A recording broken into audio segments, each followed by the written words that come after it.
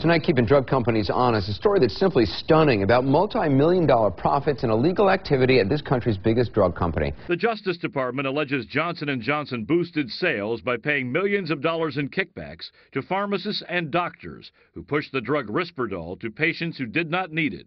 The medical editors at that journal accused the drug company Merck of misleading them about the dangers of Vioxx, of hiding the fact that it caused even more heart attacks than previously known. Johnson & Johnson paid $2.2 billion. Eli Lilly paid $1.4 billion.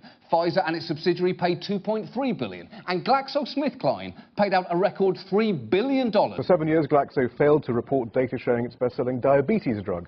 Avandia increased the risk of heart attack by as much as 40%. Opioid epidemic has killed more than 400,000 Americans.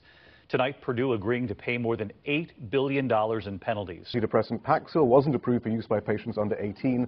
The company illegally marketed the drug for use by children, even when a clinical trial found teenagers who took the drug for depression were more likely to commit suicide than those taking a placebo. Purdue Pharma pleading guilty to felony charges of defrauding federal health agencies and violating federal kickback laws for inducing doctors to prescribe those powerful opioids.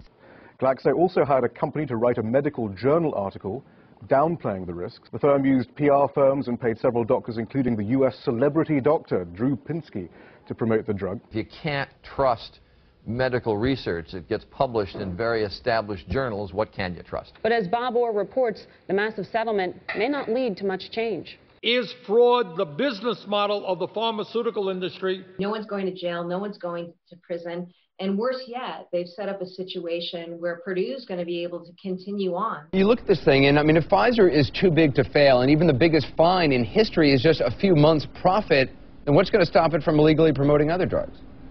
Critics say Anderson nothing. Good Morning America is brought to you by Pfizer. CBS Health Watch sponsored by Pfizer. Anderson Cooper 360. Brought to you by Pfizer. ABC News Nightline. Brought to you by Pfizer. Making a difference. Brought to you by Pfizer. CNN Tonight. Brought to you by Pfizer.